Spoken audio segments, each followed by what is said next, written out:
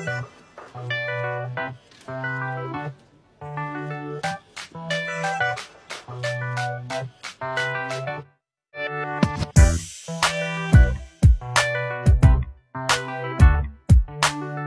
langsung saja pada pertanyaan pertama, bagaimana cara pengembangan kreativitas bidang nilai agama dan moral?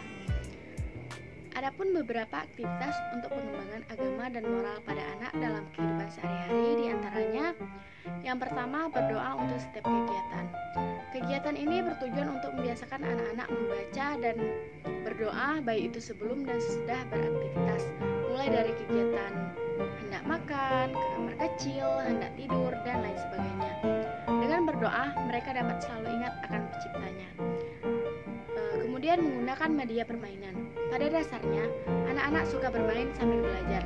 Dengan memilih permainan edukatif yang dapat merangsang perkembangan otak dan nilai agama maupun moral anak, saat mereka bermain secara bebas, mereka dapat mengekspresikan dirinya tanpa ada paksaan. Misalnya dengan membuat ballwing hijaiyah, memasang puzzle, huruf abjad, angka, huruf hijaiyah, dan masih banyak lagi. Kemudian mengajak anak ke tempat beribadah.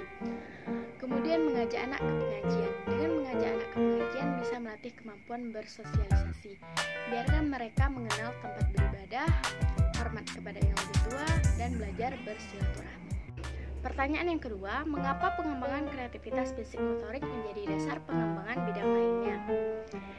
Jawabannya, perkembangan fisik motorik merupakan proses perkembangan yang berkesinambungan terjadi secara signifikan dalam pembentukan tulang, tumbuh kembang, gerakan otot-otot, dan saraf sesuai dengan rentang usia yang mempengaruhi anak dalam bergerak. Pada perkembangan peserta didik, perkembangan fisik motorik memegang peran yang sangat penting, sebab proses tumbuh kembang anak akan mempengaruhi kehidupan mereka pada masa mendatang. Selain itu juga mempengaruhi aspek perkembangan yang lainnya, misalnya seperti perkembangan kognitif, sosial, dan emosi pada anak. Selanjutnya, pertanyaan yang ketiga, bagaimana upaya pengembangan kreativitas bidang kognitif? Nah, jawabannya, adapun upaya dalam pengembangan kognitif dan kreativitas anak dapat dilatih dengan berbagai kegiatan, salah satunya dengan kegiatan bermain. Bermain merupakan sarana bagi anak untuk mengembangkan kognitifnya. Melalui bermain, anak dapat menganalisis berbagai situasi atau benda dan mencoba menemukan cara baru untuk menatanya kembali. Dengan bermain, anak dapat mengekspresikan pikirannya atau anak dapat berhayal membuat suatu karya dengan cara alami dan original. Contohnya seperti bermain balok. Tahap permulaan bagi anak dalam bermain balok seperti membuat bangunan, hanya menggunakan balok dalam jumlah terbatas. Tetapi setelah kognitifnya berkembang, ia melakukan kolaborasi dalam bentuk bangunan yang dibuatnya.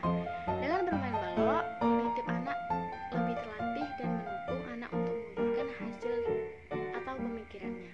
Baiklah, selanjutnya saya akan menjawab pertanyaan nomor 4. Pertanyaannya yaitu bagaimana pengembangan kreativitas bidang seni? Jawabannya, masa anak-anak merupakan awal perkembangannya kreativitas. Kreativitas tampak di awal kehidupan anak dan tampil dalam bentuk permainan. Seperti kita ketahui bahwa usia sekolah dasar adalah usia bermain.